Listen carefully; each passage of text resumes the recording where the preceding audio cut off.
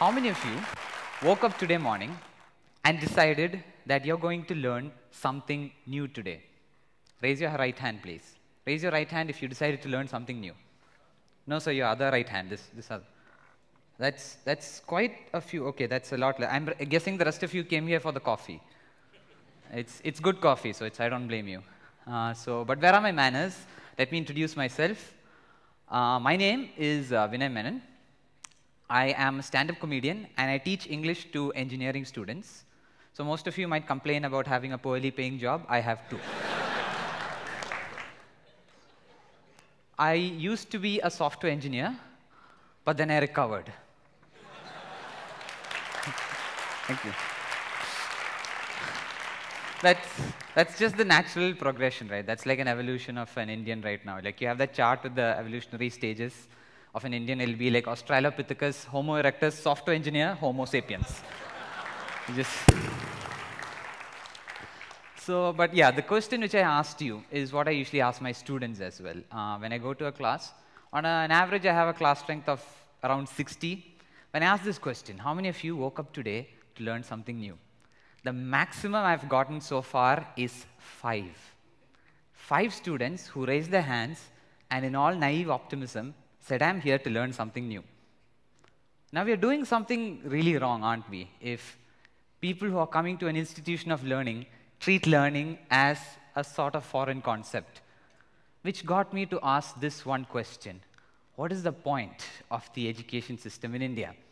It's something which I've been asking all throughout, and now that I am part of this, I ask this once again. Now, you could be pragmatic, and you could give the most boring response and say that it's to get a job. I'm getting educated so I can get a job. Oh, that's great. What happens if you get a job? Oh, if I get a job, I'll have financial security, I'll get a good spouse, I'll have genetically perfect children, I'll put them into the education system, and the process continues. So, in short, the education system is to propagate our species. Not very attractive when I say it like that, is it? But then this is another word which I keep hearing when people speak of education. Holistic. I keep seeing that in brochures for schools and colleges. Education should be holistic. Well, at least those schools and colleges which have a thesaurus use this word. But then, what else is education good for? And I got my answer. A lot of people say this. It is to create the best minds in their respective fields. And I think that's not far from the truth. I had an opportunity to speak to Dr. Jhansi James. She's the former Vice Chancellor of Mahatma Gandhi University. She said, and I quote, "The best in India will always be the best in the world when it comes to education." Now that's something we can be really proud about. This means students, teachers, educators, facilitators, you name it. But then, think about it. The best in India, the people who achieve things, you have Nobel laureates, you have athletes, even in education, they are the best despite the education system and not because of it. So that's why I come back to the original question. Thank you. I come back to the original question. What is the point of the education system in India? So I don't know the answer to this question. It has bugged me for a while. But then I can give you, many of you might have asked the same question as well. So I can give you a fresh perspective, which is why I named this talk 3 myths of the Indian education system. Why 3? Because it felt like an auspicious number. But these 3 myths are there so that I can change your perspective on a few things. And maybe together we can all figure out what is the point of the education system in India. So to understand the Indian education system, we must go way back to its origins, way back to the early 1800s, back in England, when the Industrial Revolution was in full swing, and the East India Company had just started their business in India. Now, they were having the same problem a lot of married couples do, communication. So at that point, they did not know how to communicate with the Indians, because our culture is so vast, and there are so many languages and so many customs. So they turned to this one man, Thomas Babington Macaulay. Now Macaulay, they told him to go to India, figure out what's going on there, and to create an education system so we can teach the Indians. Now he was not too happy to come to India. because back then they did not have airlines or attractive stewardesses. In fact, I believe this photo was taken as Macaulay was being told he had to go to India. Does not look happy, does he? So Macaulay did come to India, and he wrote, after that he went and he circulated a memorandum, which was called the Minute to Indian Education. And in it, he wrote, and I quote, "It is, I believe, no exaggeration to say that all the historical information which has been collected from all the books written in the Sanskrit language is less valuable than the most paltry abridgments found in preparatory schools in England." Slight superiority complex, in case you didn't notice. It's very subtle. You have to look out for it. So, but then there was a lot of debate about this. Few people opposed this view, but then in the end, Macaulay got his way, and we had the English Education Act of 1835. This was implemented primarily so that we can bridge the gap between the British and the Indians. Education was meant to be in English, well, primary education, and it was supposed to facilitate. One of Macaulay, what he said was, education should be utilitarian. Now, you can be all altruistic and say, I'm learning for the sake of learning, but that's not what Macaulay wanted. He wanted education to have a purpose. And he said it should be utilitarian. And back then, the East India Company needed clerks. They needed people to sit at a desk, do as they're told, without getting too creative. Sounds familiar, does it not? So this brings us to the first myth I'd like to disprove, the Almighty Syllabus. So I have a confession to make. I'm not good with mathematics. I'm not. I had a lot of friends who are unfortunately good with mathematics. But then in mathematics, every class I sat through, we had teachers who came and told us, you're going to need this in your real life. Ladies and gentlemen, let me introduce to you calculus.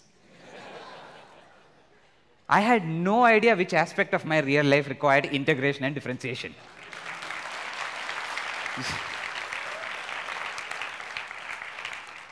So, but that's the thing. I studied integration, differentiation in school, in college, and I did not know the practical use of it until 1 month ago when I was researching for this one talk. So as I went to the holy place of all answers, Google, and I was trying to figure out the practical use of differentiation. All I had to do was type in what is the practical, and the first autofill was, what is the practical use of differentiation? This introduced me to two frightening realities. One, Google is getting exceedingly well at reading my mind. And two, this is a question a lot of people ask. Why am I studying differentiation? Why am I studying integration? What is the point of this? So, but that's the thing with our syllabus. Unless a teacher tells you, you are not going to find out what it's used for.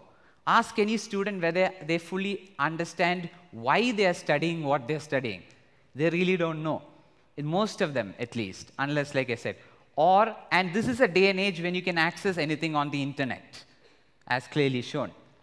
But then, yes, don't get me wrong. I do believe that memorizing a few things is important, because that's what our education system is about, right?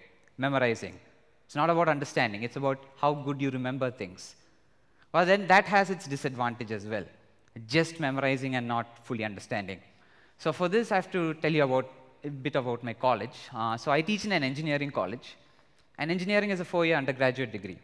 So there's a rule in our college which goes that if you're caught using your cell phone, if a student is caught using their cell phone within the college building, it'll be confiscated from them and kept in the principal's office, and it'll only be handed out to them when they graduate. Pretty harsh, I know. But not that it frequently happens, but it's a rule. So I went to Wikipedia and got this list of Android updates, Android, the popular mobile phone OS. So let me give a hypothetical scenario. Let's assume in 2009, a student started his or her engineering degree. And in 2009, the Android version 1.6 was released, as highlighted. So unfortunately, this person got their mobile phone caught in class, because to all students out there, we teachers know you're using your mobile the moment we turn our backs to the class. It's something we know. So it'll be kept in the principal's office until 2013 and Android KitKat is out, version 4.4.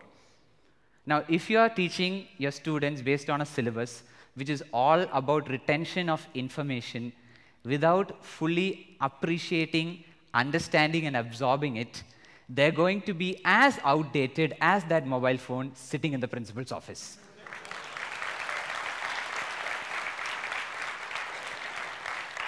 Thank you. So, and also having a syllabus-based kind of thing revolving around that has its issues as well. What is being taught? Which brings us to our second myth, art is not important. So again, let me set up a hypothetical scenario. Let's go back thousands of years, back to the era of Stone Age, of cavemen.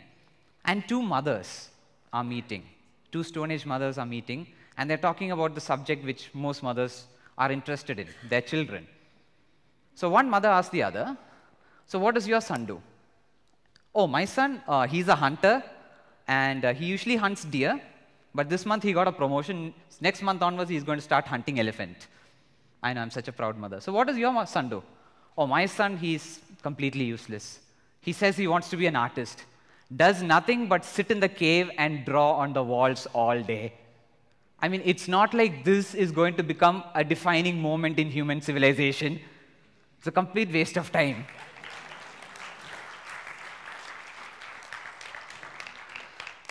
So, whether we like to appreciate it or not, art is an integral part of what makes us human. But remember what I told you, what Macaulay said, education should be utilitarian. And the use which the East India Company had of the Indians back then was similar to the use which they had back in England. The Industrial Revolution was in full swing. They needed people in factories, which is why the syllabus and the education system got focused on what is known as the STEM subjects. That's science, technology, engineering, and mathematics. Everything else got pushed to the side. I mean, they didn't require a poet running around in factories. So because of this, we have a clear hierarchy when it comes to education. It starts with STEM, followed closely in second by humanities. Those are your languages, history, geography, economics, etc. And way in the bottom, you have art. Now, art is a field which we don't teach our kids because we don't fully understand it. We don't fully understand creativity. Now, I'd like to consider myself an artist. A lot of real artists out there are cringing right now. But I'd like to consider myself an artist, and from my experience, I can tell you what creativity is. It's not about what most people think it is. It's not about chaos and instability and drugs. Well, I asked about the drugs. Apparently, it's illegal. So it's about making a mistake and then learning from it and making another mistake and then learning from that and so on and so forth until maybe if you get it right. Without any formal education in arts, the kids won't have anywhere to go. In fact, I have a student who, in order to impress a girl in his class, learned a song in the shortest duration of time. That is how creative kids can get, depending on rewards, of course. So, but that's the thing. It's like I said, creativity is not an important part in our education system. So kids don't know whether they are creative. They don't know what creativity is. They don't know what they can be creative in. And, of course, they are not allowed to make mistakes in our education system. Brings us to myth number 3, discipline requires punishment. So now, let me tell you about this man, Wendell Johnson. Now, Wendell Johnson was a psychologist, and he conducted, back in 1939 in US, he conducted a study which was later called the monster study. What he did was, he took 22 orphans, and he divided them into 2 groups of 11 each.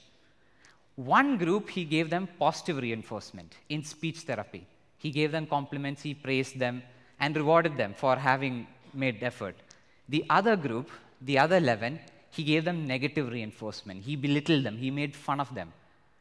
The group which got negative reinforcement not only did not improve on their speech impediments, they started developing new speech impediments, some which lasted their entire lives. Hence the term monster study. So this is the thing. This is how our education system treats our kids. They're not allowed to make a mistake, and therefore they are afraid to. When I walked in here and I asked you a question, how many of you are ready to learn, most of you started squirming in your seats and looking next to the side. As in, like, this was not part of the brochure. What's he talking about? Because you're afraid to make a mistake. Same with my kids. They are afraid to make mistakes. Because I have to go back to the philosophy of Socrates. Socrates was a man who said that we should always question everything, inwardly and outwardly. And for his trouble, he was imprisoned and executed, because authority doesn't like too many questions. Refer East India Company. So Socrates was someone who said that we should always question everything, and I agree. I do not believe that there is such a thing known as a silly question. There are silly intentions, yes, but there is no such thing as a silly question, which brings me back to my original question: what is the point of the education system in India? Again, like I said, I don't know the answer. Maybe I could have helped you come closer to the answer, but now I told you what it doesn't do. It doesn't help our children. In order to change the education system, there's going to be a lot of effort from all of us. Someone else is not going to do it. It's up to us. I know what you're going to say. It's a lot of effort. It's a lot of things which you have to put from our side. But isn't that what we expect from our kids? Isn't that what we expect from our kids in an education system which is actively holding them at bay? Because, I don't know about you, I would like to live in a future where I walk into a class and I ask them, so how many of you woke up today morning and decided to learn something new? And instead of 5 hands going up, I'd like to have at least 6 hands going up. Thank you.